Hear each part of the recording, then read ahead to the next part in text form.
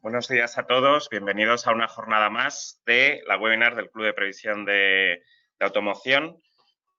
Hoy tenemos a Juan Carlos Martínez, que como profesor del IE Business School nos va a dar la charla económica sobre la tendencia de la economía en el año 2021 y luego también profundirá en otros temas todos de índole económico. Luego tenemos a José Armenteros, consejero delegado de MSI, que nos hará un análisis especial de la nueva ola COVID, que, bueno, hemos ido haciendo el seguimiento desde marzo, desde que comenzó sobre todo los confinamientos más duros, y ese seguimiento, oye, pues le ha gustado a mucha gente. Sé que tiene muchos fans sobre ese análisis y, por lo tanto, hoy os va a dar este pequeño análisis de la tendencia que va a tener ahora durante estos meses. Por lo tanto, no quiero perder más tiempo, le doy todo el protagonismo ya a Juan Carlos Martínez. Tienes ya aquí todo el público, todo tuyo, y cuando quieras pues ya puedes compartir la pantalla para poder ver la ponencia tuya y nada, y cuando quieras, Juan Carlos. Gracias.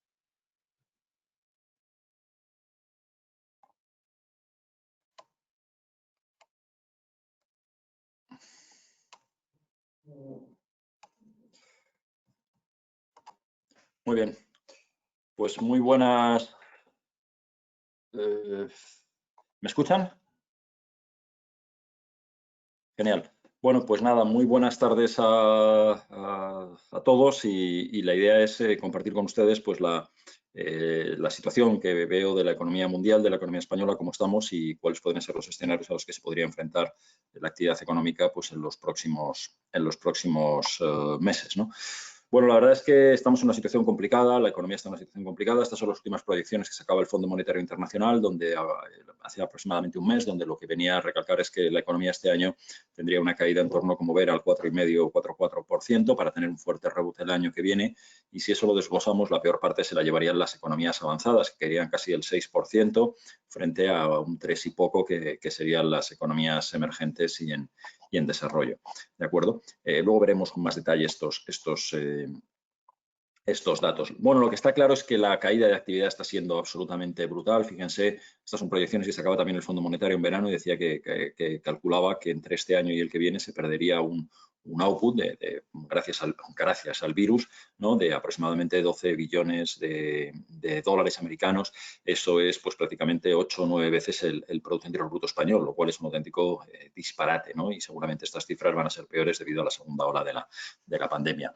Vamos a ir repasando algunas zonas geográficas como están y lo primero que encontramos es Estados Unidos, que bueno, como ven tiene un fuerte rebote, tuvo una fuerte caída sobre todo en el segundo trimestre y un fuerte rebote en el tercero. Esta figura la vamos a ver prácticamente en todos los países, ¿no? Fuertes caídas.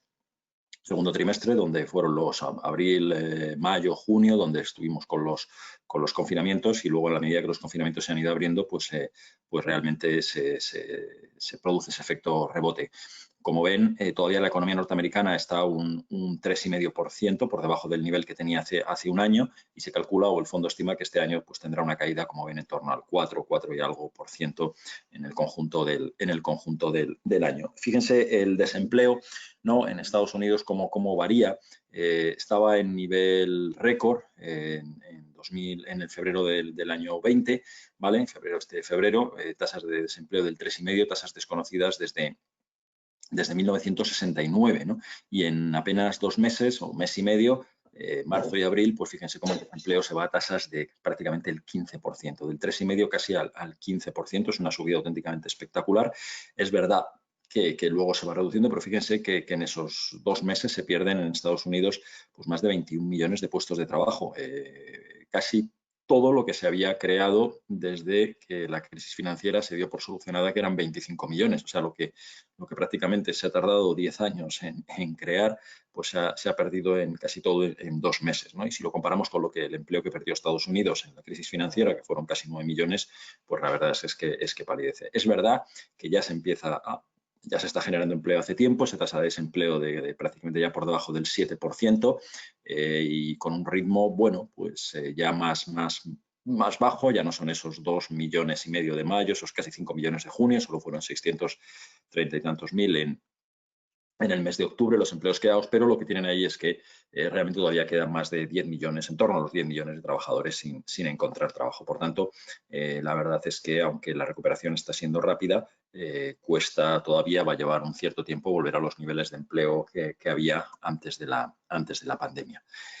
Bueno, ¿qué ha hecho Estados Unidos para tratar de recuperar la economía tan rápido? Pues básicamente ha puesto toda la artillería desde el punto de vista fiscal y desde el punto de vista monetario. Desde el punto de vista fiscal, la administración lo que lanzó fue un plan de estímulo fiscal muy importante, con en torno a los 2 billones de dólares. Eso viene a ser en torno al 9-10% del PIB americano, y la verdad es que ese plan tenía de todo, desde más subsidios de desempleo, ayudas a las administraciones estatales, a las ciudades, a los municipios americanos, a sectores estratégicos que lo estaban pasando mal, e incluso ese famoso cheque que, como ven ahí, pues se mandó a todos los norteamericanos que ganaban menos de $75.000 al año y que incluía, y que era un sueldo, un cheque por $1.200, ¿no? Con lo cual una inyección de liquidez en las familias absolutamente brutal, ¿no? Ahora está pendiente un segundo plan de estímulo, tenía que haberse aprobado ya y haberse lanzado ahora en el otoño, pero el clima preelectoral y luego el resultado de las elecciones pues no está favoreciendo eso.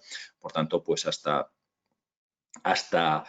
que no haya una nueva presidencia, y seguramente veremos a ver qué pasa con la composición del Senado, pues va a ser difícil que ese segundo plan salga adelante. Desde luego ahora no parece que sea lo más adecuado, aunque ayer o antes de ayer Trump tuiteó algo parecido en ese sentido, de que le gustaría dejarlo liquidado en los próximos, probablemente antes de irse, ¿no? Como que sea su herencia, pero para eso tendrán que ponerse de acuerdo demócratas y republicanos, y hoy por hoy pues la cosa no está como muy, tiene un clima político un poco enrarecido, recuerdo un poquito el que tenemos aquí, ¿no? Hablábamos de los estímulos fiscales, pero hablemos también de los monetarios, la otra parte de la artillería que ha sacado la Reserva Federal. Como ven, lo primero que hizo fue bajar los tipos de interés, que habían estado subiendo, aunque ya se venían un poquito bajando. La economía norteamericana iba creciendo, pero un poquito menos, y habían ido, digamos, bajando un poquito los tipos de interés, pero cuando llega el mes de marzo los desploman otra vez hasta mínimos históricos y empiezan a imprimir dinero. Eso que llamamos ahí el quantitative easing, eso que llamamos estímulos monetarios, pues no es otra cosa que el Banco Central de Estados Unidos, esto es la Reserva Federal, empieza a imprimir dinero que venía reduciendo, venía eliminando dinero del que había creado desde la crisis financiera, pero vuelve otra vez a poner la máquina en funcionamiento a toda velocidad para volver a imprimir y para inyectar esa liquidez, ese dinero en el mercado, y que no falte liquidez. Cuando vamos a Europa, pues encontramos, como ven, también una figura muy parecida, una caída en el segundo trimestre, un desplome en el tercero y una recuperación a finales de, perdón, una caída en el primer trimestre, un desplome en el segundo y una recuperación en el tercero, ¿no? Como ven, una recuperación importante, pero todavía exactamente igual, ¿no? Hay muchos países, todos los países están por debajo del nivel que teníamos antes de la pandemia. Fíjense cómo, por ejemplo, pues Alemania y toda la zona euro, pues un 4 y pico por debajo, lo mismo que Francia, Italia un poco más, y España, curiosamente, pues que con el 9% por debajo de PIB, ¿no? Tenemos que ser los mejores en esto también, ¿no? Entonces, bueno, caída muy importante, la caída más importante, y desde luego todavía la recuperación pues que va a tardar en llegar a la economía española bastante. Las perspectivas en su conjunto para la zona euro son muy malas. Fíjense que prácticamente es el doble, se estima, el Fondo Monetario estimaba que Estados Unidos caería en torno al 4,3 este año. La zona euro pues estaría, o la Unión Europea estaría prácticamente duplicando esas cuotas. El año que viene habría un rebote, efectivamente, pero realmente todavía estaríamos lejos de los niveles que teníamos. Y ojo que eso era antes, esas predicciones que salieron en octubre, era antes de que esta segunda ola en la que estamos inmersos hubiera llegado, y por tanto las proyecciones que había para este cuarto trimestre van a ser sustancialmente peores, porque al final pues vuelven los confinamientos totales, parciales, cierres de sectores, etcétera, y eso pues va a tener un impacto muy grande sobre toda la actividad económica de la eurozona. Bueno, también la Unión Europea aprobó, aparte de los planes fiscales de cada país, pues de los estímulos fiscal, la Unión Europea ha aplicado algo que es verdaderamente destacable, porque es la primera vez que lo ha hecho, y que nosotros, que es ese plan europeo de reconstrucción que vemos, ¿no? Que al final está dotado por 560.000 millones, de los cuales 310.000 van a ser transferencias, es decir, dinero que no hay que devolver. España va a recibir unos 70.000 millones de esos 310 en transferencias, junto con Italia, son los países que más reciben.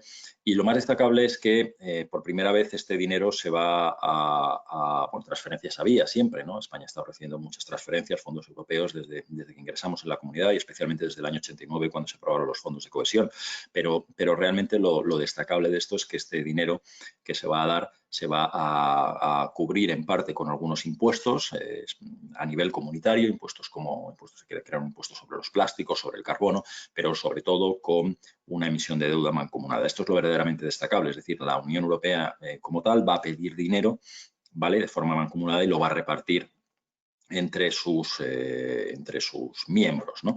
Y esto es un poco lo que siempre se estuvo hablando de los famosos eurobonos, ¿no? Realmente no es España el que pide el dinero, es la Unión Europea y la Unión Europea lo reparte. Luego España tiene que devolverse a la Unión Europea, pero si no lo devolviéramos, quien paga no es España, es la Unión Europea, ¿no? Entonces, bueno, esto es un paso muy, muy importante en la configuración económica de la Unión Europea y es algo de mutualizar la deuda, aunque sea por un valor todavía pequeño.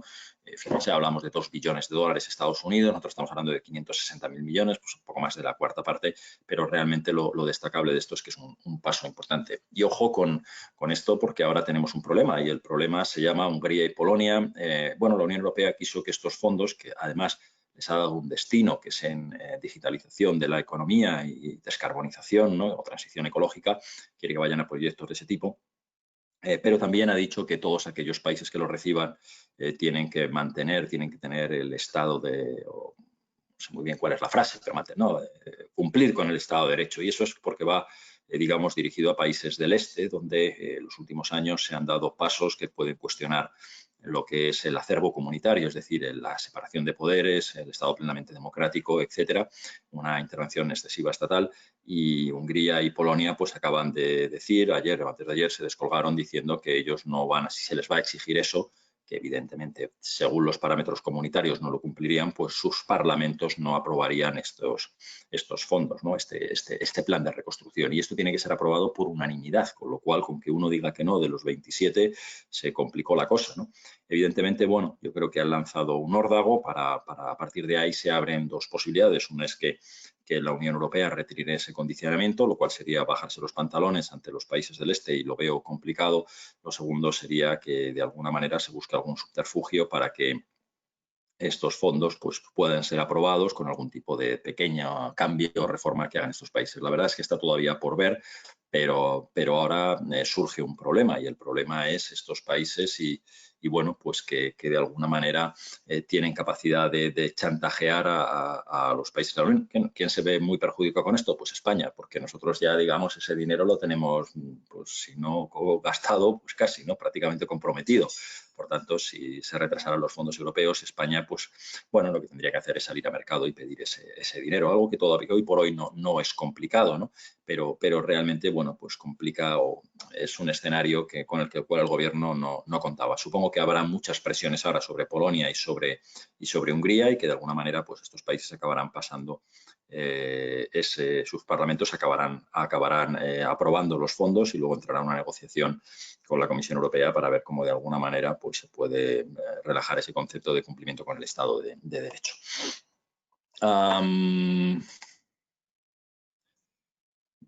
Bueno, al final lo que vemos es que es gastos sanitarios, estímulos fiscales, menos recaudación. Lo que van a hacer es disparar los niveles de déficit en todo el mundo. Como ven, ahí tiene una serie de países y fíjense cómo pues desde todos incrementan este año su déficit público, es decir, el descuadre de sus cuentas públicas, la diferencia entre lo que sus administraciones van a recaudar y se van a gastar en porcentaje del PIB de cada país, que es como se mide esto. En el caso de España, pues fíjense que vamos a pasar del caso, bueno, estos son proyecciones, luego seguramente en el caso de España las superaremos, es bastante probable, pero fíjense cómo pues vamos a pasar de un 2,8 de déficit que tuvimos el año pasado, eso viene a ser en dinero unos 30 y tantos mil millones, 33.000 millones si no me equivoco, que es la diferencia que tuvimos el año pasado entre ingresos, o gastamos más de lo que ingresamos, unos 33.000 millones, pues a un 14% del PIB, que es una cantidad que probablemente estará rondando por encima de los 150.000 millones de euros, es decir, seguramente este año, en 2020, el conjunto de administraciones españolas, esto es el gobierno central, las administraciones territoriales, que son las comunidades autónomas y los ayuntamientos, más la seguridad social, al final en su conjunto, pues probablemente, como digo, el exceso de gasto sobre los ingresos va a rondar los 150.000 millones de euros, un poquito más, que viene a ser eso, pues en torno a ese 14% del Producto Interior Bruto español, que por cierto este año va a sufrir una merma importante, ¿no? Esa caída que se estima, que luego veremos, en torno al 12%.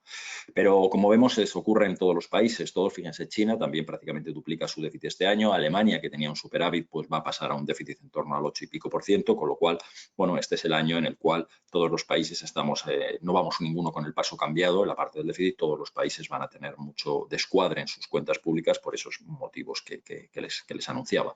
Y eso lo que va a hacer es que va a incrementar y mucho los niveles de deuda, es decir, todos los déficits acumulados a lo largo del tiempo, que en el caso de España ya rondaba casi el 100% de nuestro PIB, estaba en el 95%, el 95% del PIB pues no es otra cosa que venía a ser en cantidad en torno al 1.200.000 millones de euros, más o menos, la deuda que tenía en el conjunto de las administraciones españolas, y que este año se va a incrementar por encima del 120%, con lo cual es un nivel pues verdaderamente ya preocupante, puesto que no deberíamos superar el 60%, vamos a duplicar ese nivel de endeudamiento, cuyo límite del 60 nos marcaba la Comisión Europea, ¿no?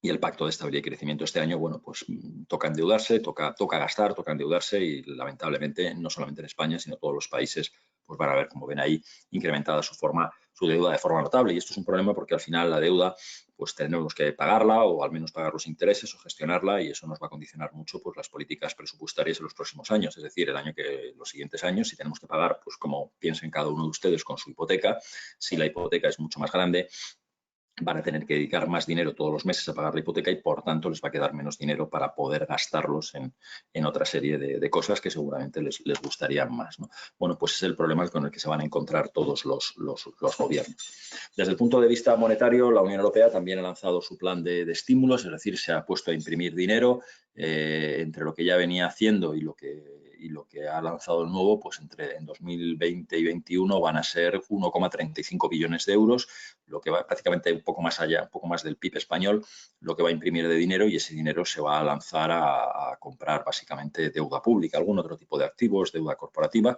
pero lo que está haciendo el Banco Central Europeo es imprimiendo dinero, y con ese dinero va a los mercados de deuda y compra bonos soberanos, también bonos corporativos de empresas, pero sobre todo bonos soberanos de los países de la zona euro. ¿Y con eso qué consigue? Pues con eso consigue muchas cosas. Consigue, en primer lugar, que los tipos de interés se mantengan muy bajos. Consigue meter liquidez en el mercado para que no haya una crisis de liquidez. Fíjense que esto es muy importante.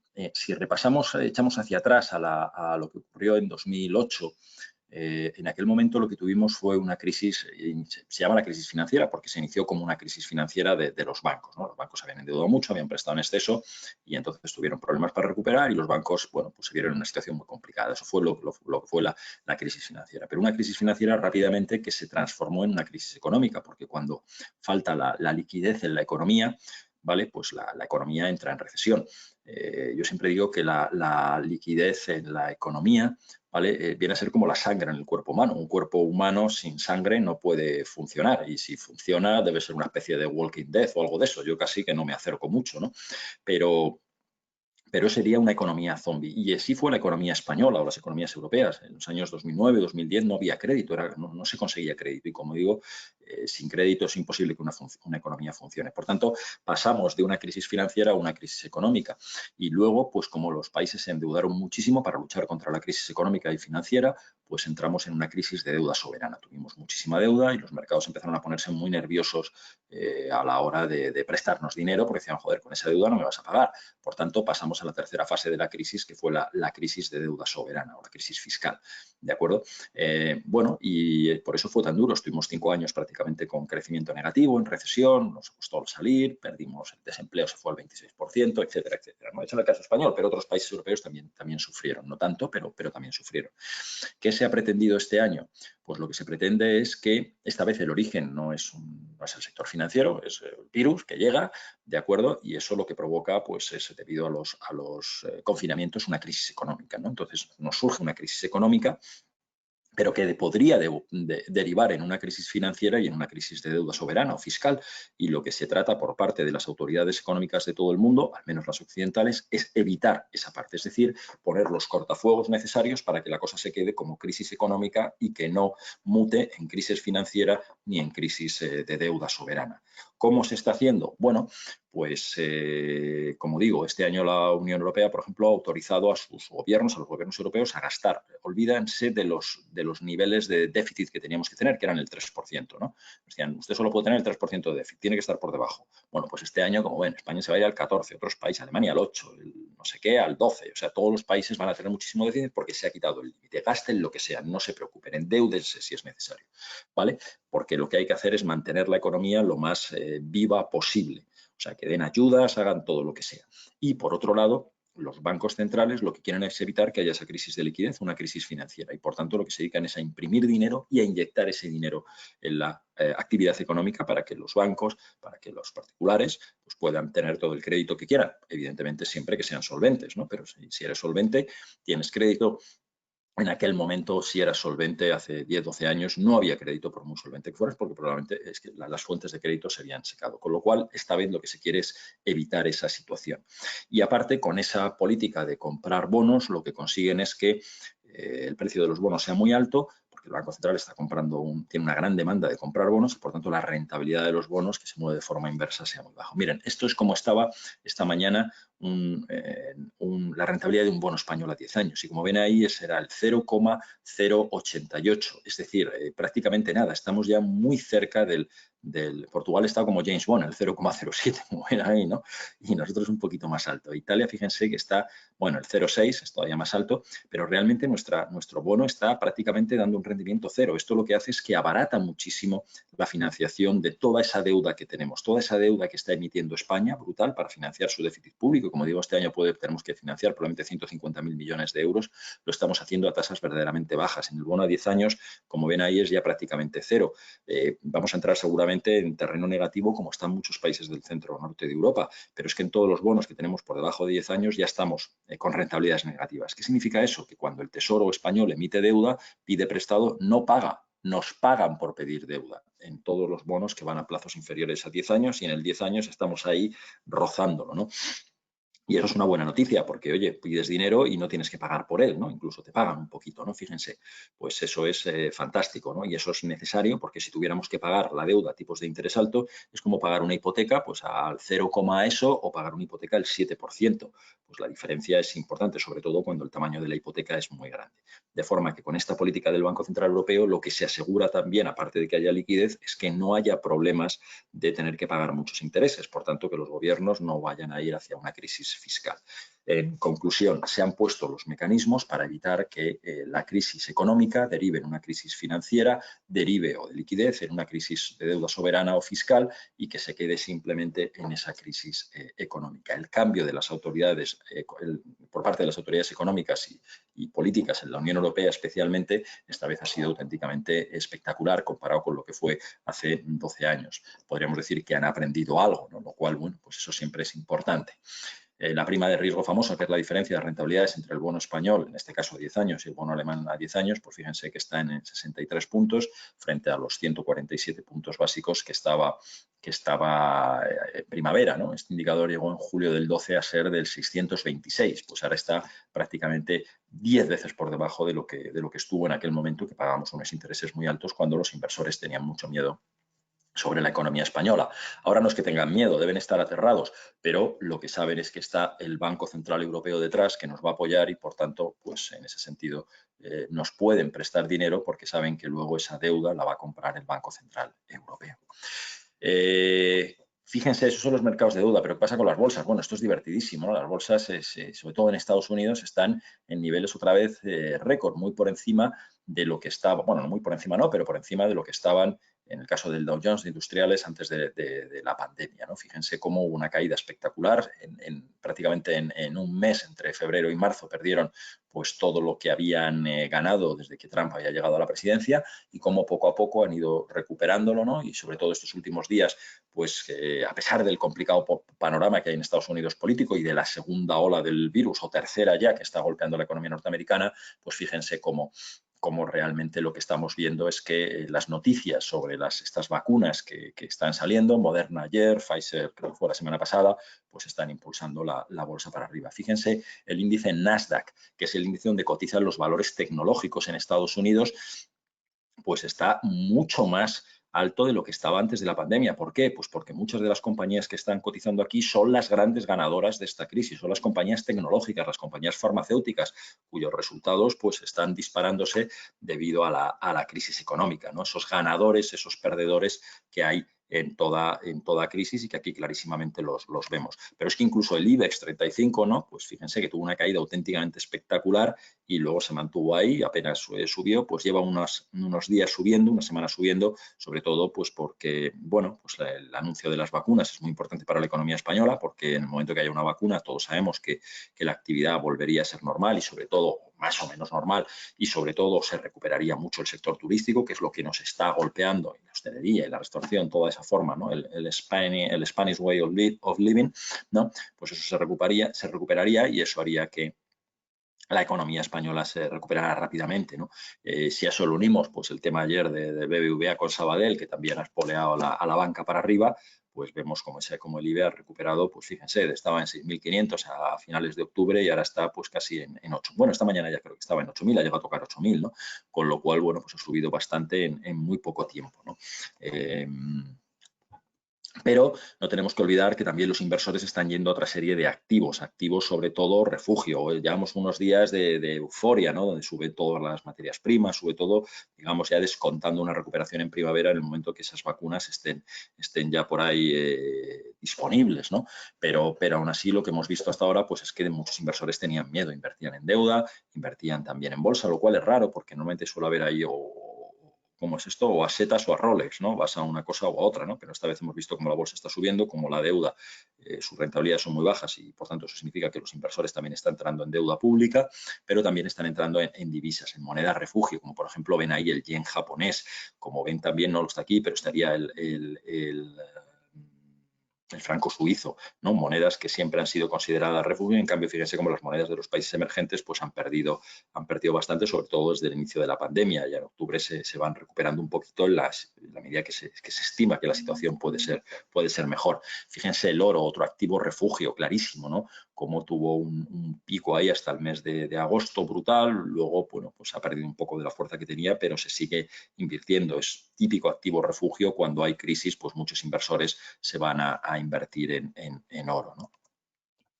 ¿Qué pasa en el resto del mundo? Bueno, pues fíjense, esto es un poco el mapa del mundo, cómo va a comportarse este año, y sorprende que las dos zonas de mayor caída de actividad pues vaya a ser la zona euro y Latinoamérica, ¿no? Frente a que otras zonas como el África subsahariana, Asia Central o Oriente Medio y el Asia emergente o el sudeste asiático, pues van a caer menos. Bueno, en este último caso porque está ahí China metida, ¿no? Que ahora veremos que va a caer menos. Pero realmente, como vemos, las dos zonas más golpeadas son la zona euro y Latinoamérica. Bueno, sí, el año que viene habrá una recuperación, pero sobre todo lo importante es la caída que vamos a tener este año.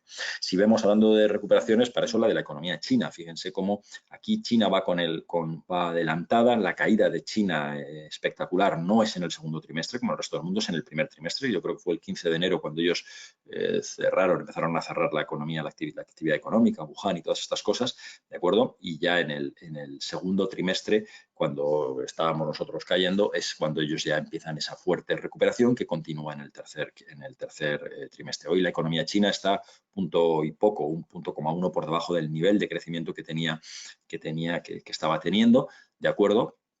Y al final el conjunto del año pues estará creciendo en torno a ese 2%. Digamos que China está saliendo bastante favorecida o bastante fortalecida de la crisis económica, y fíjense cómo prácticamente todos sus indicadores, tanto de oferta como demanda, o están ya por encima o están muy cerca de los niveles que tenían precrisis. Quizás se descuelgan las ventas minoristas, es lo que está más bajo. Veremos ahora con esto del Día del Soltero que tenían y el Black Friday si esto se ha normalizado, ¿de acuerdo? Pero como ven, sobre todo en producción industrial, están claramente por encima, y eso también está teniendo su impacto en que China, o está teniendo su causa en que China vuelve a exportar mucho, sus exportaciones se incrementan porque vuelve a ser un poco abastecedor, sobre todo de productos, digamos, médicos y relacionados con la pandemia, como de productos tecnológicos, que es algo que está gastándose o se está gastando mucho en estos confinamientos en tecnología, ¿no? China está exportando mucho, con lo cual, digamos, China es claramente uno de esos países vencedores o de esos países que van a salir mucho más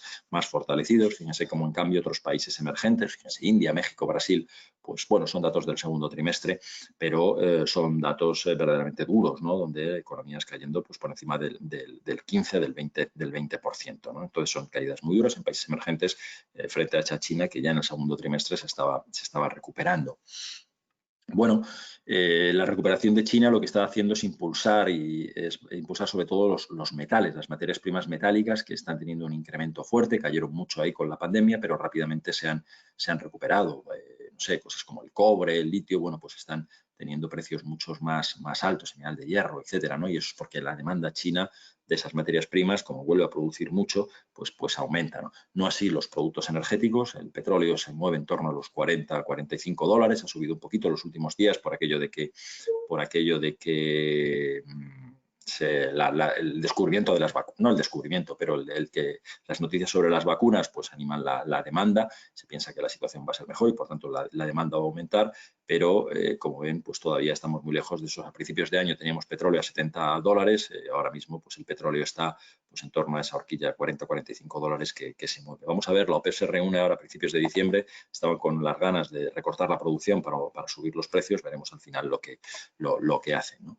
Y bueno, como digo, aquí las materias primas, pues salvo el petróleo que está muy lejos, muchas de ellas se han ido recuperando, como ven ahí el hierro, la plata, el níquel, el cobre, pues cotizan a precios superiores a los que tenían antes de la pandemia, y eso puede ayudar a que muchos de los países que exportan estas materias primas, pues de alguna manera también vayan recuperándose.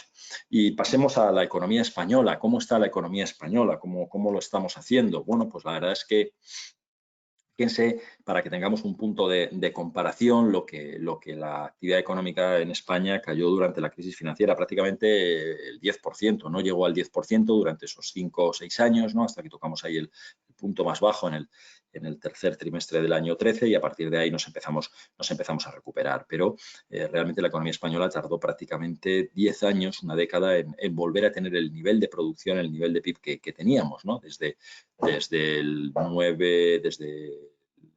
primer trimestre del 8, ¿no? Para recuperar el nivel de PIB que teníamos en el primer trimestre del 8, tuvimos que esperar hasta el segundo trimestre del 17, es decir, 9 años y medio en volver a la casilla de salida, en volver otra vez al mismo nivel que teníamos, ¿no? ¿Qué nos va a pasar ahora? Bueno, hay una caída, como ven, acumulada casi del 10%. Pues la caída está siendo auténticamente espectacular, o ha sido auténticamente espectacular, especialmente durante el primer trimestre, ¿no?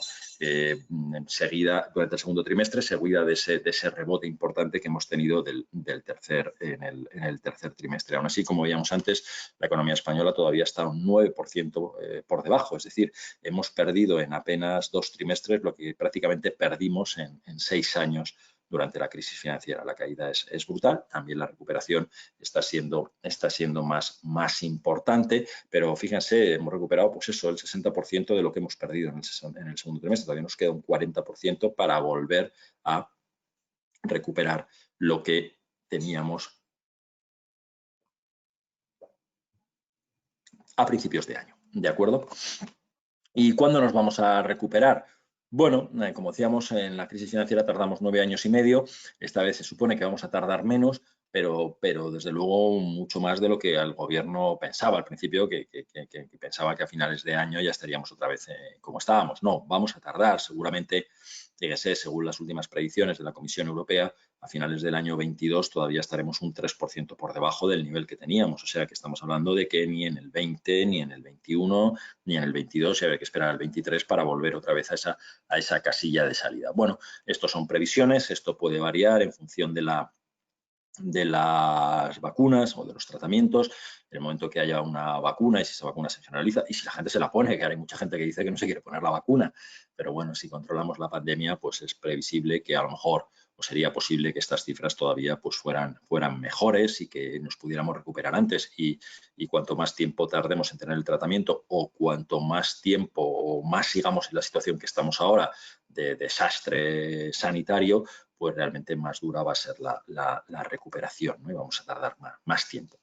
En cualquier caso, vamos a repasar algunos indicadores. Como ven ahí, bueno, pues fíjense cómo sector curioso, como es la vivienda, cuyos precios se pueden estar ajustando ahora por falta de demanda, pero hay muchos inversores que se han lanzado a comprar vivienda aquí en España y el precio y la venta de viviendas pues ha tenido un fuerte incremento ahora en agosto y sobre todo en septiembre, que no viene aquí recogido, pero sí en septiembre la venta de viviendas se incrementa de forma notable. También la producción industrial mejora desde niveles muy bajos, ¿no? Pero todavía hay parte, como ven, como bienes de equipo, bienes energéticos que todavía no se han recuperado o a cierre de septiembre no se habían recuperado a los niveles que tenían antes de la crisis, ¿no? Las ventas minoristas se van recuperando, pero todavía hay muchas cosas, ¿no? Que fíjense, las estaciones de servicio están muy lejos de vender lo que vendían, de equipamiento personal, que es todo esto de ropa y cosas de esas, pues exactamente también, ¿no? Y solamente alimentación y equipamiento del hogar, donde tenemos ahí todo el tema de electrónica, pues es donde lo que está claramente por encima, ¿no? Pero todavía nos queda por recuperar mucho en ventas minoristas. Fíjense, esto es un gráfico interesante. A finales de agosto nos daba cómo estaban las ventas minoristas en los cajeros de los TPVs de la Caixa. La Caixa tiene TPVs prácticamente extendidos por todo el territorio nacional, con lo cual son significativos y vemos ahí claramente, como fíjense, que en el mes de abril, el gasto, por ejemplo, en turismo, en este tipo de TPV, los TPVs de la Caixa, pues era casi el 100% por debajo de lo que había habido el año pasado, ¿no? Bueno, todavía en agosto estaba el 12 y pico por ciento por debajo. Fíjense, en cambio, como las necesidades básicas, donde está ahí la alimentación y farmacia y estas cosas, pues claramente estaban por encima. Es decir, vamos normalizándonos, pero todavía no nos queda.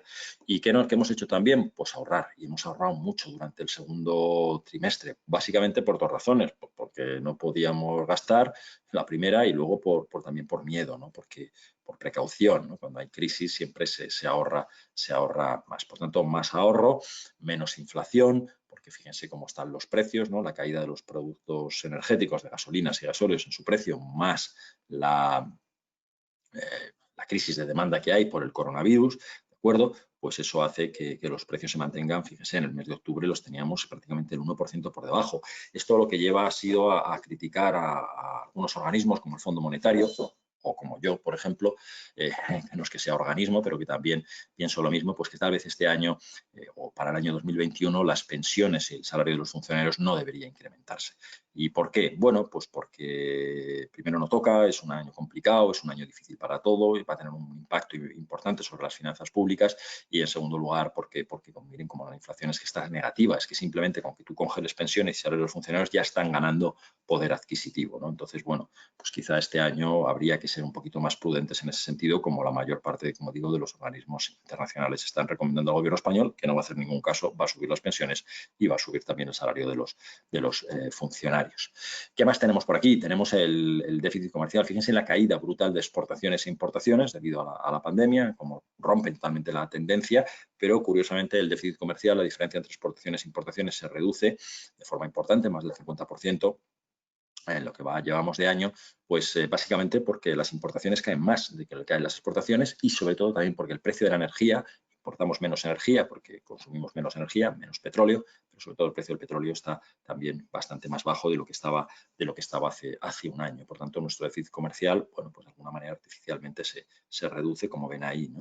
Y nuestro déficit por cuenta corriente, donde metemos otra serie de partidas como los servicios, la balanza de servicios, más luego las balanzas de cuenta de renta primaria y de renta secundaria, perdón, pues también mejoran este año y mantenemos ese superávit por cuenta corriente, que es quizá lo más positivo que tiene la economía española, si es que algo positivo tiene en estos momentos. Quizá la pregunta del millón aquí es hacernos el por qué. Hemos visto cómo la economía española va a tener más déficit que los demás, va a caer más que los demás, va a tardar más en recuperarse y de alguna manera, ¿por qué, no? Bueno, porque el impacto económico va a ser mayor. Y la verdad es que, en primer lugar, porque por el tipo de estructura productiva que tenemos en España, pues nos vamos a ver mucho más afectados. Fíjense, por ejemplo, el turismo. Estos son los datos hasta el mes de septiembre. Pues la verdad es que habíamos perdido ya más de 50 millones de visitantes internacionales comparado con las mismas fechas del año pasado, ¿no? Fíjense la caída espectacular. El año pasado, a fines de septiembre, habían venido ya casi 67 millones de visitantes turistas. Este año no llegaban a 17, es decir, hemos perdido 50 millones de turistas, 50 millones que se han gastado. Al no tener esos turistas, pues el gasto también se desploma, es absolutamente brutal y llevamos 56.000 millones de euros menos que han entrado en nuestro país este año por la caída del turismo, ¿no? Fíjense esos 56.000 millones de euros, cómo habrían dinamizado pues mucho la economía española, ¿no? Líneas aéreas, hoteles, restaurantes, bares, tiendas de souvenirs, yo qué sé, todo, alquiler de coches, es decir, muchísimo, muchísimo, muchísimo, cosa que evidentemente compras de lujo, cuando estamos hablando de turistas de estos chinos, bueno, pues todo eso es un desplome absolutamente brutal. Fíjense, 56.000 millones de euros menos hasta septiembre, la cantidad, bueno, pues va a ser terrorífica a finales de año, porque el turismo no se está recuperando precisamente por esa segunda oleada de la pandemia.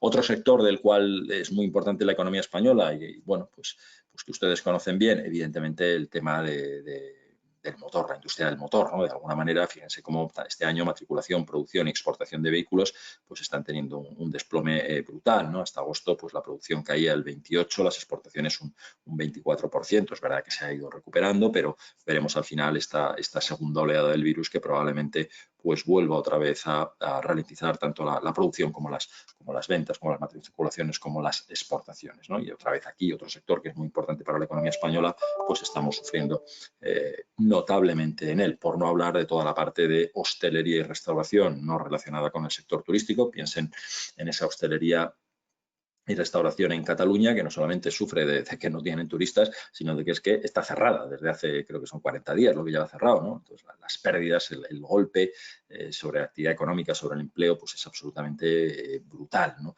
Y por tanto, bueno, pues estamos sufriendo mucho. Si a eso le unimos que tenemos una estructura de un mercado laboral mucho más débil, un mercado laboral que, como vemos, pues ha aumentado el desempleo. Fíjense qué pena, ¿no? Todo el desempleo que veníamos reduciendo desde el año 16, pues en apenas 2 meses se ha perdido. Ahora mismo tenemos 650.000 desempleados más de los que teníamos hace un año y el paro ya ha estado otra vez pues eso, por encima de los 3,8 millones, pero sobre todo el problema de esto no es eso, el problema es que hay muchos trabajadores que están en ERTES y que de esos ERTES vuelven otra vez a entrar en ERTES por ese parón de la hostelería y de la restauración, del turismo que se vuelve a dar otra vez ahora, pero sobre todo, como digo, el problema es que muchos de estos trabajadores van a pasar del ERTE al ERE porque sus empresas ya no van a volver a poder abrir, ¿no?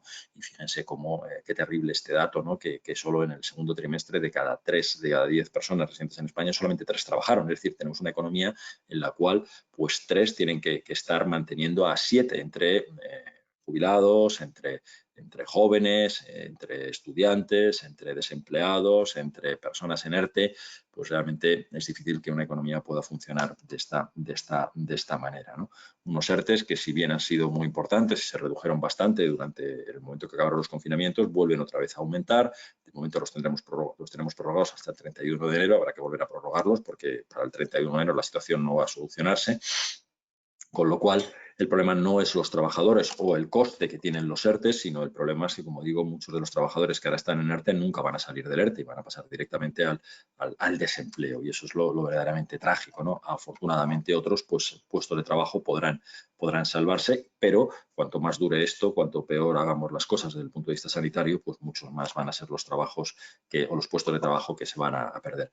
Y en segundo lugar, tenemos otro problema y es una dualidad terrible en el mercado laboral que hace que fíjense, duplicamos la cuota prácticamente de la Unión Europea y que lo que nos lleva a esto es a que, bueno, muchos de los trabajadores que había en ERTES, pues muchos de los trabajadores temporales no se han podido acoger a los mecanismos del ERTE, ¿no? Simplemente fueron despedidos al inicio de la pandemia y eso pues realmente complica mucho la cosa, ¿no? Esa temporalidad crónica que tiene la economía española y sobre la cual agentes sociales ni gobiernos toman ninguna medida que sea eficaz, pues sigue penalizándonos y más en momentos como este.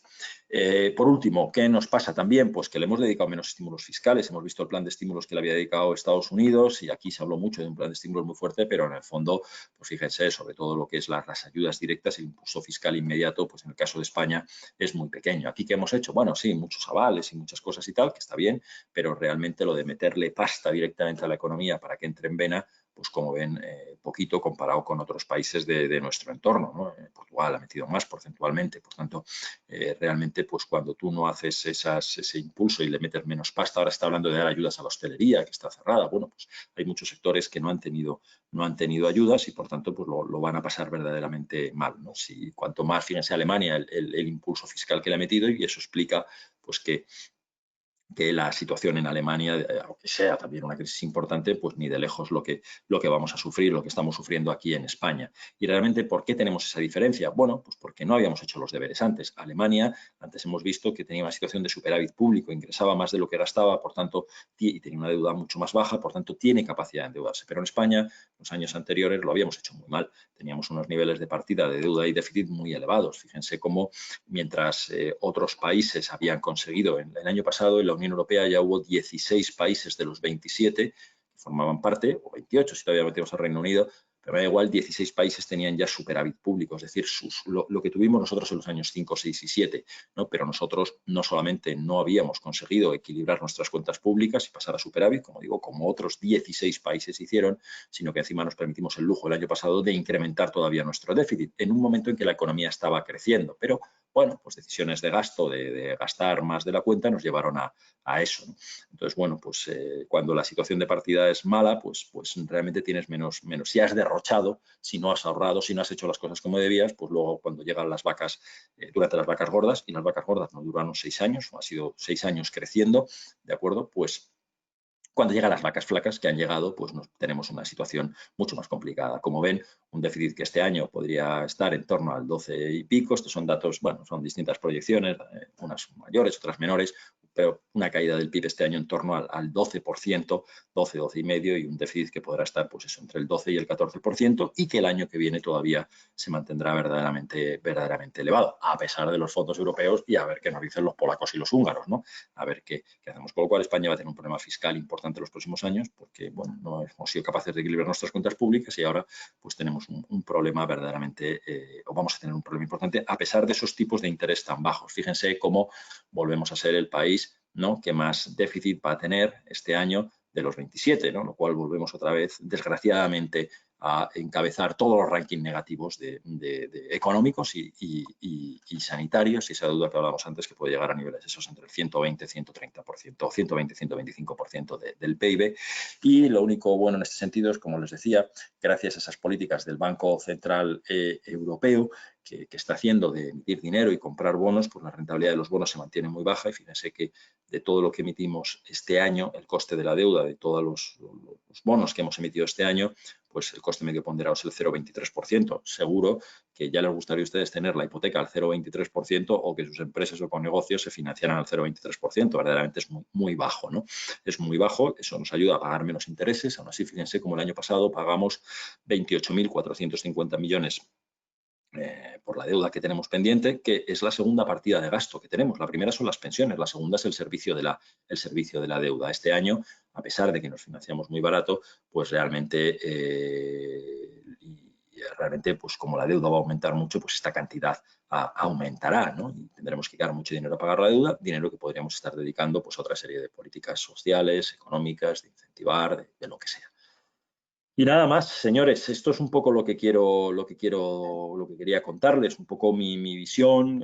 Estamos en una situación complicada, la situación económica en España, pues todos estamos viendo que no es buena, y quizá la única esperanza que tenemos pues es esa vacuna, para que en cuanto empecemos a vacunarnos, empecemos a controlar la pandemia, pues podamos recuperar nuestra actividad económica normal. Eso impulsará mucho el crecimiento, pero sobre todo también podamos recuperar esa demanda externa vía turismo, y eso pues de alguna manera nos hará recuperarnos. El que lo hagamos más rápidamente o menos va a depender un poco pues de cuánto dure la situación, y en segundo lugar también de cuánto tejido productivo se haya destruido durante este tiempo, ¿no? Al final lo que vemos es que en la medida que se va alargando la temporada del virus, ¿no?, pues el daño que se va haciendo en la actividad económica es cada vez mayor, y va a haber sectores, o va a haber negocios, va a haber industrias que ya pues realmente no van a poder volver a funcionar como lo hicieron.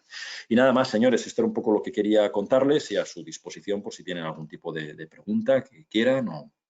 Vale, muchas gracias, Juan Carlos, por el grandioso análisis que nos has hecho de la economía, siempre interesantísimo. Sí, lo único que nos piden es si luego, ya pasado el tema del club de esta semana, que sí les podamos enviar esta ponencia y nada, si eres capaz de que nos la puedas compartir, pues se la enviaremos a los oyentes porque están muy interesados siempre. Nada, Ningún sin más problema. dilación, te agradezco muchísimo. Vamos a pasar ya a José Armenteros, que nos va a dar el análisis de la nueva ola pandémica, ¿de acuerdo? Me ha dicho Pepe que que va a ser como muy participativa, va a ser muy dinámica esta ponencia, por lo tanto, os invitamos a todos a que seáis muy participativos, a que contestéis a todo lo que os vaya indicando Pepe. ¿De acuerdo? Pues Pepe, cuando quieras, adelante. Juan Carlos, cuando quieras puedes apagar la cámara y el micro. Gracias.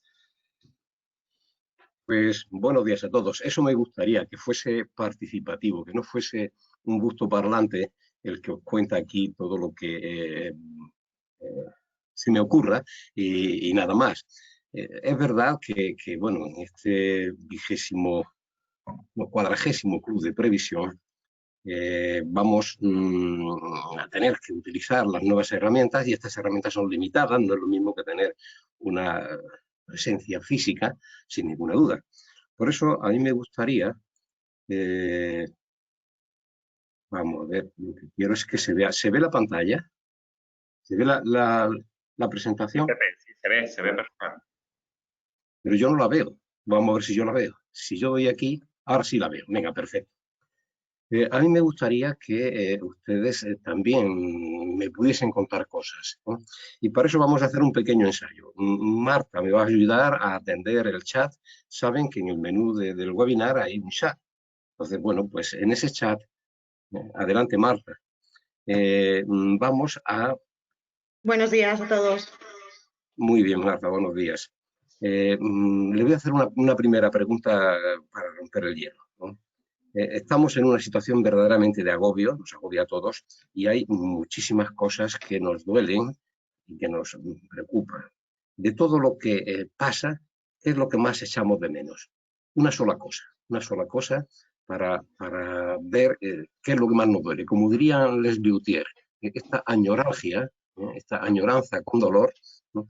¿Dónde la centramos? Un solo tema, un solo tópico. Adelante con el chat. Y en cuanto tengamos respuestas, Marta, ¿tenemos respuestas? Por el momento no. Bueno, no se animan ustedes. Les contaré yo. Entonces, a mí siempre me pueden usar el chat e intervenir.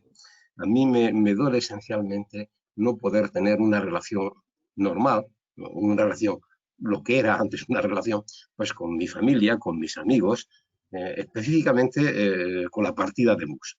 Me reunía todos los domingos con unos amigos a echar una partida de mus y eso se ha acabado. Pues eso me duele realmente, es una auténtica barbaridad. Ya le he contado mi intimidad, espero que alguno de ustedes se anime, si no, pues seguimos adelante.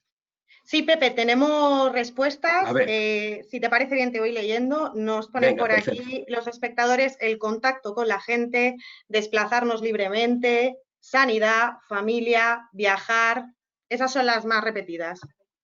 Muy bien, perfectamente. Muchísimas gracias a todos por intervenir. Si observáis las respuestas, casi todas ellas requieren del automóvil para poderse hacer. Es decir, que echamos de menos muchas cosas para las que vamos a necesitar el coche. Yo esto lo veo positivo, ¿eh? Lo veo muy positivo. Bueno, vamos a nuestra ola. Una ola es una onda de gran amplitud. Y esta onda se forma en la superficie de las aguas.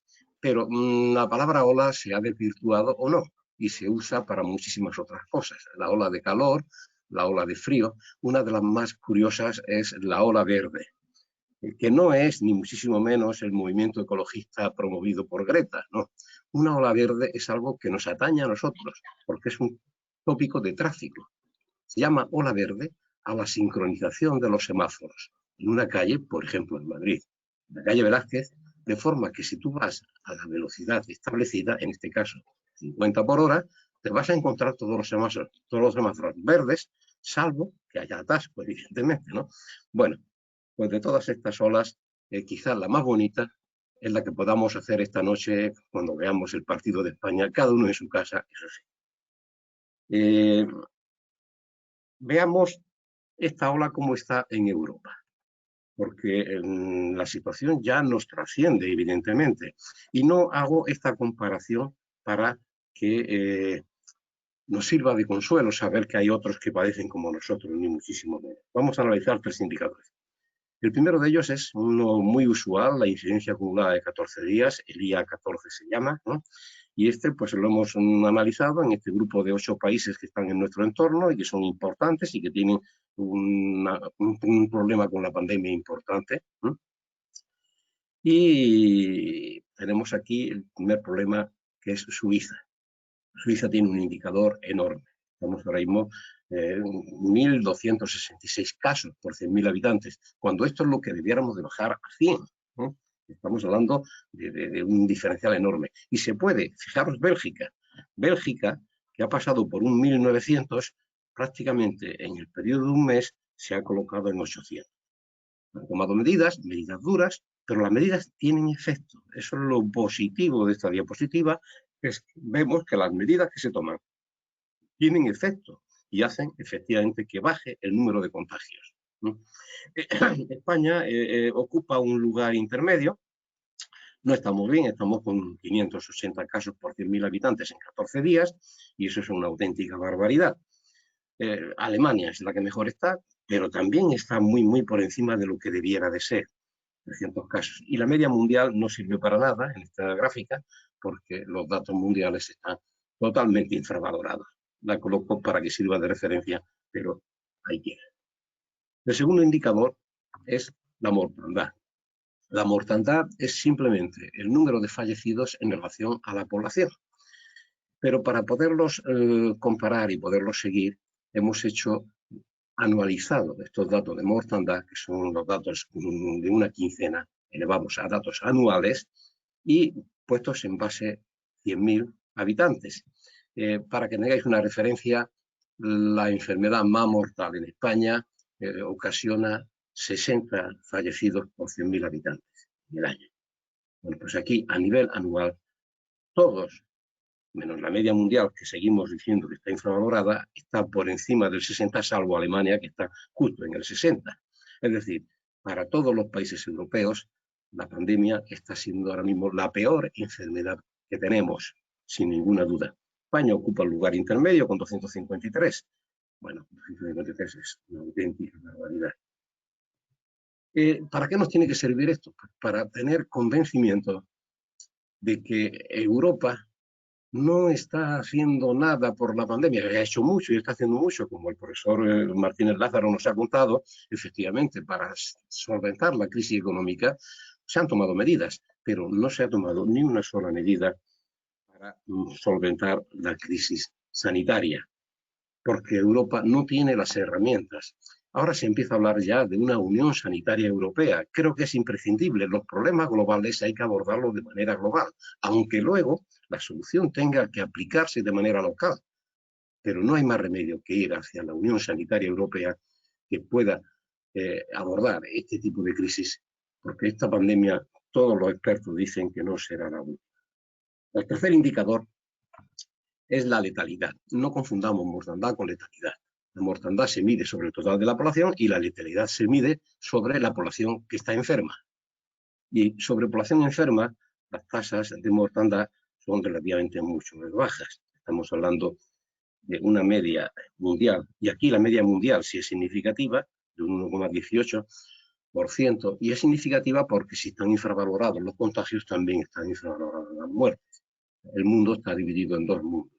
Un mundo que tiene recursos para hacer test y para atender sanitariamente a la población, y otro mundo que no tiene recursos ni para esta enfermedad ni para otras muchísimas más sencillas. Luego el sarampión, por ejemplo, no está resuelto. Por lo tanto, no pensemos que el mundo es mundo uniforme. No. Pero nos interesa profundizar en España. Y en España lo que tenemos es una situación un tanto caótica.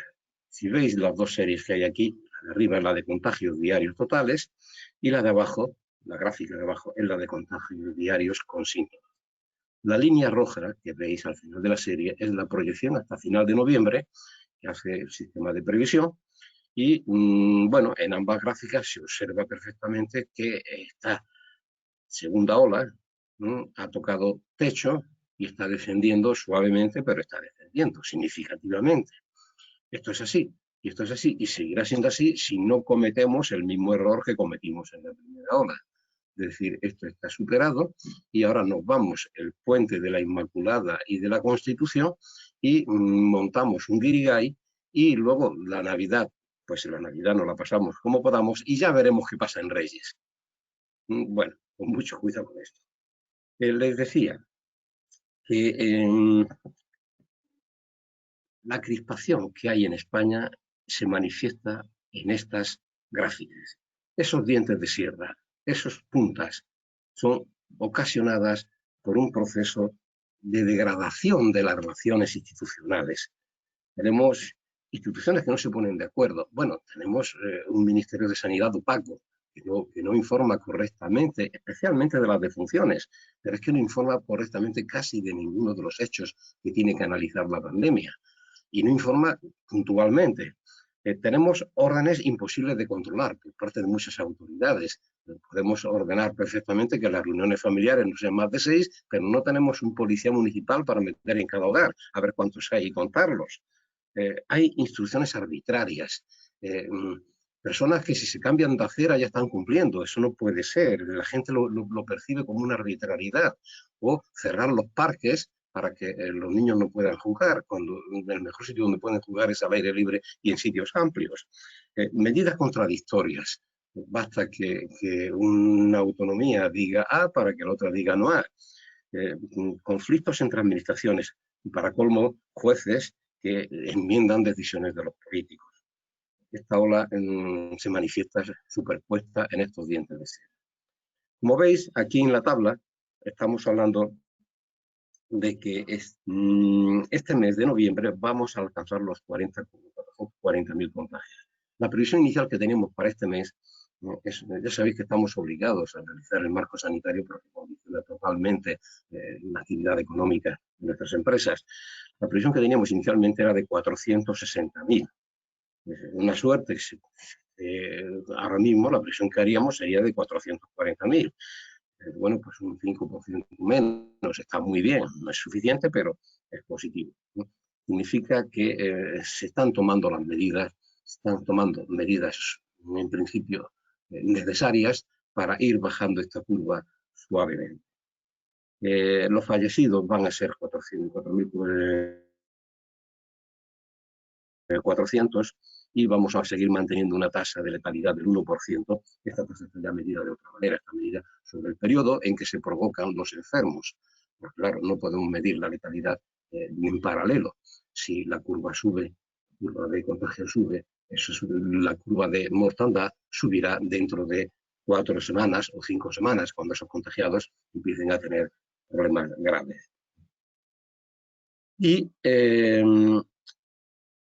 la letalidad medida sobre sintomáticos sería de un 2,7. Tenemos que tener en cuenta que efectivamente la curva más significativa es la de abajo, porque es la que compara bien las dos olas. La primera ola solo teníamos contagios con síntomas. Entonces, al quitar los asintomáticos, vemos que las dos puntas de las dos curvas son más paralelas. Con todo, ya hemos superado la punta de aquella primera ola. Lo que no hemos superado fue la pendiente con que subió el contagio. Esta pendiente de subida de los contagios fue excesivamente escarpada. Eso provocó un colapso sanitario prácticamente casi generalizado. Mientras que esta subida, mucho más plana, mucho más suave, no lo ha provocado nada más que localmente en algunos municipios. ¿Por qué? Pues porque al crecer el número de contagios lentamente, da más tiempo a la rotación de pacientes dentro del sistema hospitalario. Ese es el gran peligro. El gran peligro, sin ninguna duda, es la congestión del sistema hospitalario, el colapso del sistema hospitalario. Y este colapso, pues, como veis, es algo no deseable. Yo he tratado de describirlo aquí. ¿Qué sería? Pues, centros de atención primaria cerrados. Los hemos tenido en muchos sitios. Cerrados a cualquier tipo de enfermedad. ingresos selectivos, es decir, de poder de una residencia llamar para poder ingresar a un anciano y decirle que no hay sitio. Hospitales llenos de enfermos, todos de COVID-19. Ocupación de espacios impropios, pasillos, salas de espera, etc. Cancelación de todo tipo de intervenciones y atenciones médicas que no tengan relación con la pandemia. Morgues y servicios funerarios saturados. Desesperación, abandono del personal sanitario, contagio del sistema sanitario, del personal, insuficiencia de recursos. Y aquí la insuficiencia de recursos hay que caer en la cuenta que lo más fácil de ampliar es pues eso, camas hospitalarias, camas de UCI, respiradores. Lo más difícil de ampliar es la plantilla, el personal sanitario. Y ahí no se ha hecho todavía nada, absolutamente nada. Tenemos una población sanitaria insuficiente para atender normalmente a la población y, desde luego, en casos extremos como este, totalmente insuficiente. Para ver cuán lejos o cuán cerca estamos del colapso del sistema sanitario, hemos hecho una regresión entre el IA14, el índice de incidencia acumulada de 14 días, y el tanto por ciento de ocupación de las UCIs en el total de España. Esta es la gráfica que tienen a la derecha. La correlación sale altísima, como no puede ser de otra manera, 0,99 es una auténtica relación directa entre la correlación entre el día 14 y la ocupación de UCI. Extrapolando esta línea y calculando o estimando que un 50% de ocupación de UCI ya es situación de colapso, porque hay que reservar la otra mitad para otro tipo de intervenciones, pues nos encontramos con que 1.250 casos por 100.000 habitantes sería el umbral de colapso del sistema sanitario español. El umbral depende siempre de la dotación sanitaria. Es verdad que hay autonomías mejor dotadas y otras peor dotadas. A nosotros nos ha preocupado el colapso generalizado. Este colapso generalizado en España se produciría cuando se alcanzase los 1.250 casos por 1.000 habitantes. Hemos rozado los 600 y a partir de ahí, bueno, pues la cosa ha empezado a defender, afortunadamente. Desde luego el coste fue enorme y por eso fue necesario también montar un nuevo decreto de alarma.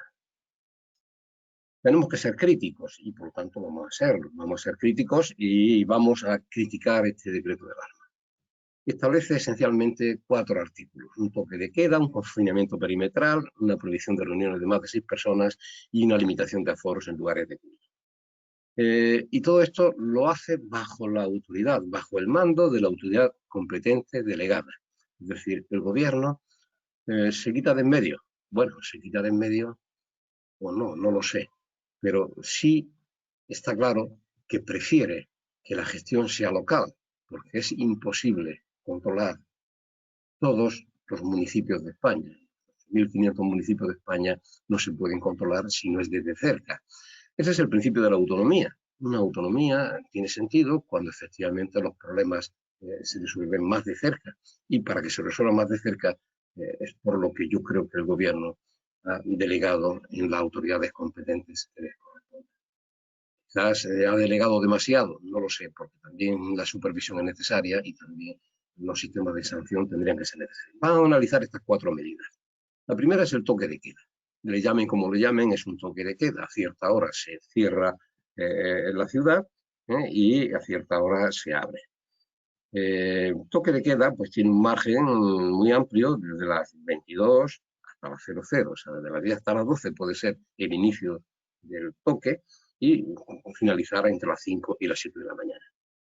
Tiene un objetivo claro, que es acabar con el ocio nocturno, que se supone que es el principal causante de los contagios y tiene unos efectos colaterales inmensos en toda la hostelería y en todo lo que es la cultura, espectáculos y demás. Pero por lo menos es una medida fácil de vigilar. Basta con que un coche patrulla se dé una vuelta por la ciudad a partir de la hora del toque de queda para detectar todos los incumplimientos. Y desde luego el botellón es lo primero que detectaría. Una medida dura, una medida que tiene daños colaterales, todas las tienen, pero que tiene su eficacia. La segunda es el confinamiento perimetral. ¿Qué es esto? Pues esto es que se pueden cerrar ciudades, provincias, autonomías, etcétera, de forma que nadie pueda entrar ni salir si no tiene motivos justificados. Bueno, la lista de motivos justificados es inmensa. Y el control del confinamiento perimetral ha sido muy light, está siendo muy light. No les animo a que se vayan, ni muchísimo menos, pero sí animo a las autoridades a que sean más rigurosas en cuanto al control de esta medida. Por otra parte, el confinamiento perimetral no evita que el incendio siga dentro del perímetro. El incendio continúa, es decir, los contagios continúan dentro del perímetro porque por sí no evita nada, evita que el incendio salga del perímetro. Para eso es necesario el toque de queda. Eso no bastaría con confinar ciudades, provincias o comunidades, si no se hace algo más. El tercero es la prohibición de reuniones de más de 6 personas. Dice, bueno, tiene que haber focos de contagio, tiene que haber focos calientes. Vamos a procurar que sean pequeños. La medida es muy difícil de controlar, pero bueno, si se controla, por ejemplo, como se está haciendo en algunas viviendas, las reuniones de chavales o de gente que arman follón, alboroto, y enseguida algún vecino llama y va, pues mira, se está evitando que haya contagios múltiples. Se está, por lo menos, evitando que haya supercontagiadores. Y finalmente, la limitación de aforos en lugares de culto, que es necesario. Todos, casi todos, hemos padecido el fallecimiento de algún ser próximo y no hemos podido ir a su funeral. Bueno, pues esto es inevitable, pero tiene que estar por ley, que no se pueda. Han quedado fuera de este decreto el confinamiento domiciliario, que es el más duro de todos, que es el que tuvimos de marzo, y ha quedado fuera otra serie de medidas que se pueden adoptar, y traigo aquí como ejemplo una. Traigo a la derecha, tenéis la tabla de fallecidos por COVID entre el 10 de mayo y el 28 de octubre. Las cifras son equivalentes a cualquier periodo que se coja. El hecho real es que el 94,2% de los fallecidos tienen más de 60 años. En algunos países se han planteado, y lo están haciendo, decir, bueno, pues vamos a confinar a los ancianos. ¿Vale? En España, yo creo que afortunadamente eso no es posible, porque todos somos iguales ante la ley y todos somos iguales sin distinción de sexo, raza o edad. Por lo tanto, si se hiciese, tendría que hacerse de manera voluntaria, y eso sí que es posible. Crear un sistema, pues en el Inserso, que ahora que no funciona, pues un sistema de hoteles medicalizados, a los que tú puedas irte confinado 3 meses, con garantías de que aquello va a estar bien controlado, bien tratado y gratis, por supuesto. Con muchísimo sufrimiento hemos llegado hasta aquí, y vamos a ver algo positivo de ese sufrimiento, lo que llamamos la inmunidad adquirida. Marta, ¿podemos abrir el chat a ver si nos dicen algo? Pues, Pepe, tenemos una pregunta. Nos comentan que parece que los contagios sintomáticos son cada vez menores. Nos preguntan si hay alguna explicación para esto. Sí, la explicación es que cada vez se están haciendo más test. Es decir, teóricamente hay 2 tipos de utilización masiva de los test. Uno es el rastreo de positivos, que es un equipo de especialistas, se llama por teléfono a la persona que se ha contagiado, le pregunta por todos sus contactos intensos y llama a su vez a estos, le pide que vayan al centro de salud a hacerse la prueba, y de ahí salen unos positivos y otros negativos. Eso no se hacía en la primera ola, ahora se hace bastante. Y otro tipo de utilización de test masivos es la criba, el cribado. Se ha hecho en muchos municipios, se ha hecho en muchos colegios, se ha hecho en muchísimos centros. Estos test de cribado, pues suele utilizarse no el test, el PCR, sino los test serológicos, que permiten una mayor rapidez, una mayor velocidad de diagnóstico. Y aunque no tienen una sensibilidad del 100%, tienen un porcentaje significativo de falsos negativos, del orden de un 15%, bueno, pues para un cribado son perfectamente válidos, con tal de que luego los que den positivos tienen que pasar el PCR, sin ninguna duda. Si aumentamos el número de test que se hace, lógicamente muchos de ellos darán que están contagiados, pero son asintomáticos. Esto es la mejor forma de atajar la pandemia que hay. No hay otra mejor que esa. Test masivos para poder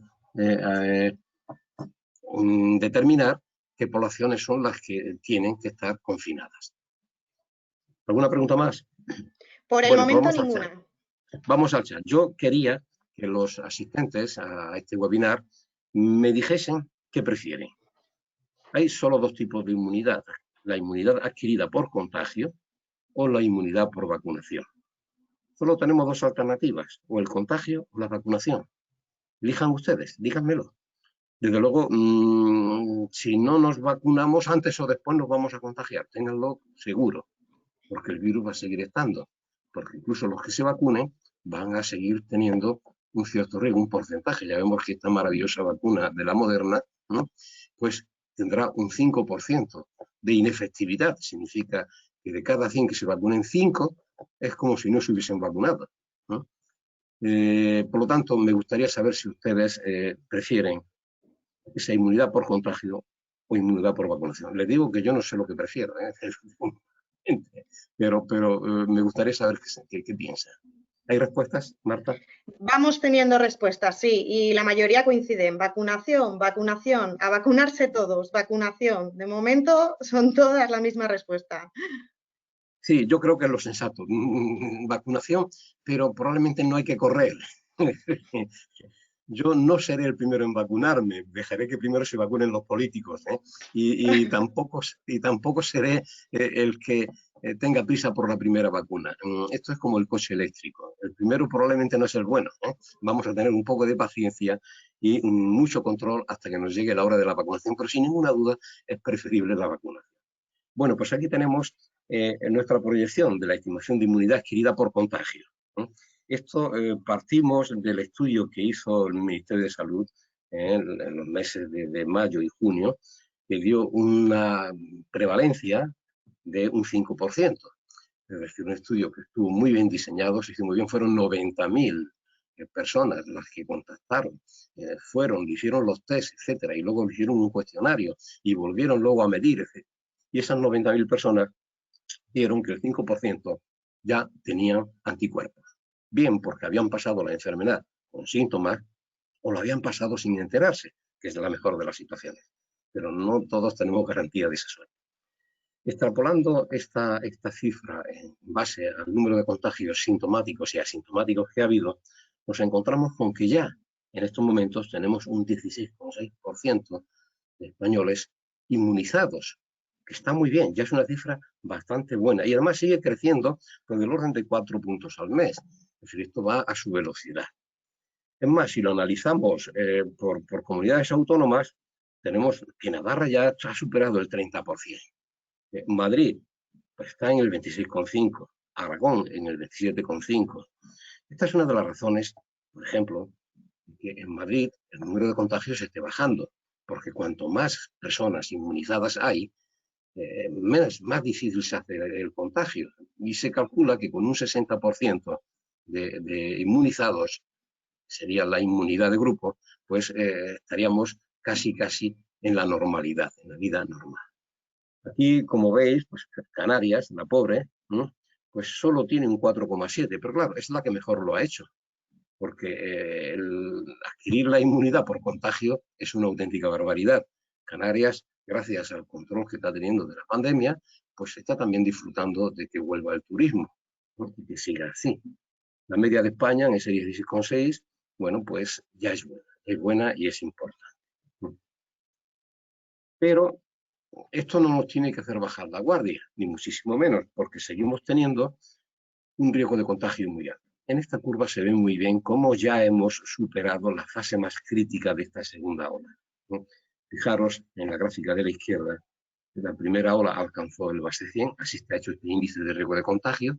Tomamos como base 100 el día peor de la pandemia, que fue el 28 de marzo. Y en ese día, haciéndolo 100, aquí estamos ahora en el 88,1. Es decir, después de haber pasado por un 120, estaba verdaderamente peligrosísimo. Este riesgo de contagio promete seguir bajando si las cosas se siguen haciendo bien. Y para que estuviésemos contentos, pues tendríamos que llegar a un 50, un 60, 50, 40, menos incluso. El índice de riesgo de contagio por comunidades autónomas, al 15 de noviembre, lo tenemos también distribuido pues, en paralelo con la seroprevalencia. Castilla, León, Asturias, etcétera, y Canarias a la vez. Y el otro parámetro que tiene que hacernos tener cuidado y no bajar la guardia es la peligrosidad del contagio. La peligrosidad del contagio, pues, como ven, la medimos de otra manera. La medimos por el número de fallecidos en 7 días, haciéndolo base anual y haciendo base 100 las enfermedades cerebrovasculares. Como ven, las mismas técnicas de análisis del mercado se pueden aplicar para analizar una pandemia. Por eso no podemos renunciar a analizar el marco sanitario del MSI. Tenemos que analizarlo para que a ustedes les sirva como referencia para el análisis que tengan que hacer de su empresa. Pues bien, haciendo base 100, las enfermedades cerebrovasculares, que fueron las que en 2018 tuvieron 26.420 fallecidos y que probablemente sigan siendo la primera de la lista de 2019 y de 2020. De 2020 ya no, ojo, de 2019. Nos encontramos con que la COVID, en su pico máximo, proporciona un índice de 392, es decir, 4 veces más que las producidas por las enfermedades cerebrovasculares. Es decir, la COVID es peligrosa, mata mucho, es muy letal, muy letal. Así que hay que seguir teniendo cuidado con todas estas cosas, porque mientras tanto solo tenemos 2 formas de llegar a ser inmunes. Una es contagiarnos y otra esperar la vacuna. Vamos a ver la previsión. Primero, ¿qué previsión de población susceptible tenemos?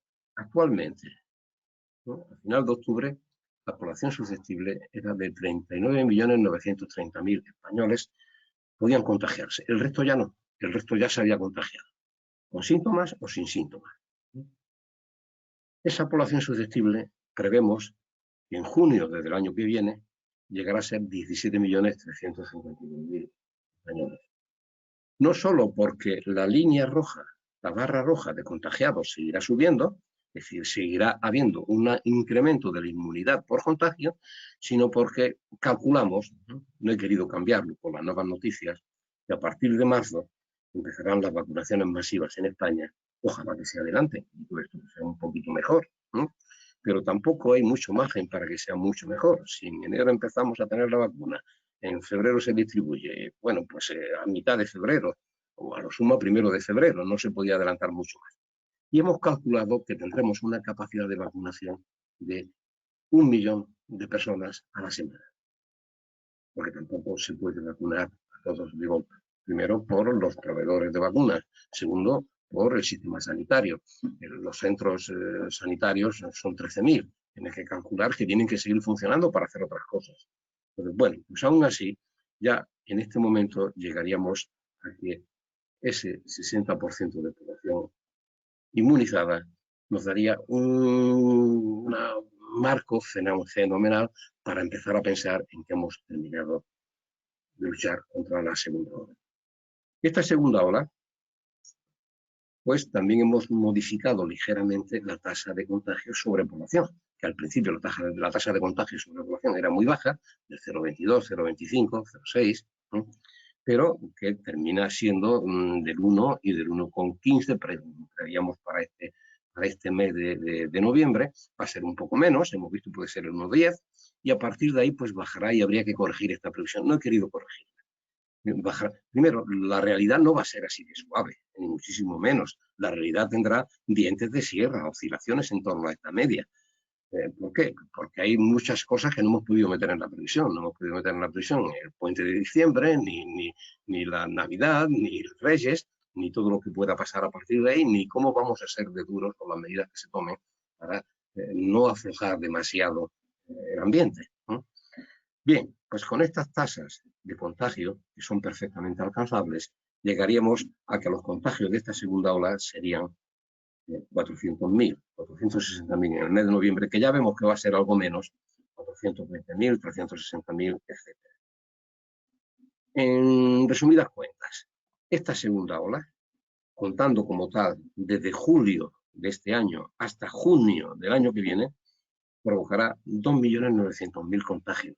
2.900.000 contagios, sintomáticos y asintomáticos, y 26.400 defunciones. Ese es el panorama, pero bueno, es un panorama en el que ya vemos el final del túnel, en el que ya vemos que hemos pasado la mitad, o casi la mitad en cuanto a contagios, la mitad en fallecidos, o casi la mitad, y si todo va bien, pues a partir de julio tendremos otro panorama ligeramente distinto. A partir de julio, yo creo que esta enfermedad se va a convertir en una más del catálogo de enfermedades periódicas españolas, como la gripe. No es que se parezca a la gripe, se parece a la gripe el virus un poquito, sí, se parece, pero ojo, es mucho más peligroso que la gripe. Pero nos vale como ejemplo para analizar las epidemias de gripe. Tendremos aquí unas epidemias de gripe, que aquí tenemos los datos facilitados por el Instituto Carlos III, en el que vemos cómo la curva de contagios llega a ser epidémica en la semana 2 de este año, del año 2019, y termina de serlo en la semana 8. Es decir, prácticamente enero y febrero son los meses de gripe. Aquí con los distintos colores tenéis qué virus de la gripe es el que ha provocado la infección del paciente, ¿no? Y en esta línea roja que apenas se ve, está aquí por el 60, es 60 casos por 100.000 habitantes. Es lo que se considera ese umbral de epidemia. Ahí es donde hay que llegar con esta pandemia. Tenemos que llegar a controlar que baje de ahí. Luego harán todos los años un cartel como este que hay aquí en la izquierda del impacto que provoca esta enfermedad, número de enfermos, número de asistidos en hospital, número de asistidos en la UCI, defunciones que se han producido y efectos positivos de la vacuna. Fijaros que aquí solamente el 54% de las personas mayores se ha vacunado contra la gripe. Es también que es verdad que es una enfermedad que no le tomamos demasiado caso, pero también da sus problemas. En definitiva, en el largo plazo, si lo hacemos bien, podemos contar con que la COVID provocará 300.000 pacientes contagiados con síntomas y 6.000 fallecidos cada año. Además, otros tantos miles de efectos secundarios de secuelas graves. No confiemos, ¿no? Hemos estado un largo periodo de confinamiento. Hemos echado de menos muchísimas cosas, ya hemos visto. Echamos de menos ir a ver a los amigos, viajar, disfrutar. Pero también es verdad que ha cambiado muchas cosas a lo largo de estos 7 meses. Han cambiado comportamientos nuestros importantes. Y algunos de esos cambios pensamos que se van a mantener. La pregunta que les hago, abran el chat. Marta, vamos a ver qué cambio en nuestro comportamiento personal se mantendrá después de todo esto. No piensen mucho. ¿Qué cosa estamos haciendo ahora? ¿Seguiremos haciendo así después de que se resuelva la pandemia? ¿Tenéis alguna respuesta? ¿Nos anima? Por el momento no, vamos a dar un poquito más de tiempo. Venga, vamos a dar un poco de tiempo. Se habla de que hay cosas que han venido para quedarse. Por ejemplo, el teletrabajo, ¿no? No hay duda. Yo creía que teletrabajo era trabajar en la tele, pero no es eso. Hay cosas que efectivamente son mejoras, sin ninguna duda, y como tales, pues hay que aceptarlas. Cosas como, por ejemplo, la viviendas más humanas, ¿no? Prescindir de los pisos que son cápsulas, pisos cajones, pisos donde difícilmente se convive.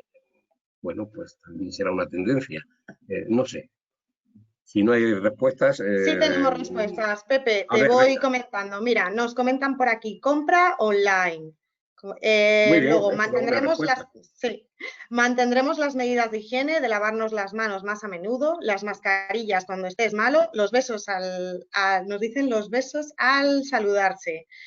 También nos comentan que seremos más cuidadosos, evitar espacios con mucha gente. También nos comentan, seremos como asiáticos y si nos ponemos con gripe, iremos con mascarilla. Muy La bien. tendencia del teletrabajo o por lo menos el aumento de reuniones virtuales que evitan desplazamientos y horas de trabajo a distancia. Sí. Muy bien, perfecto, yo creo que está muy bien. Vamos a hacer un repaso rápido de todos los puntos, porque en el fondo no hay malas noticias hoy, yo creo que son en general buenas. Rápidamente, España no es la oveja negra, estamos acompañados por muchos países europeos que están en nuestras circunstancias. Eso forzará también a que se tomen medidas sanitarias dentro de la Comunidad Europea para futuras crisis. Estamos en esta segunda ola y empieza a descender seriamente, y además pensamos que no habrá una tercera ola, también es buena noticia. El sistema sanitario no colapsará de manera generalizada, habrá colapsos muy locales. No será necesario llegar al confinamiento domiciliario general y ya se ve una salida del túnel. Bueno, con todo eso, solo me queda decirle que se cuiden mucho y que sean felices. Si hay alguna pregunta, estamos dispuestos. Y si no, pues muchísimas gracias por su atención. Por el momento no hay más preguntas, Pepe. Muy bien, gracias. Muchísimas gracias por tu ponencia y bueno, a nuestros espectadores recordarles que mañana y pasado continuaremos con estas jornadas de la automoción y mañana a las 12 tenemos como invitado a Marcel Blanes de coches.net y nos hablará de un estudio de la tendencia de compras en el 2020. Así que muchísimas gracias a todos por acompañarnos un día más y hasta mañana. Esperamos veros a todos.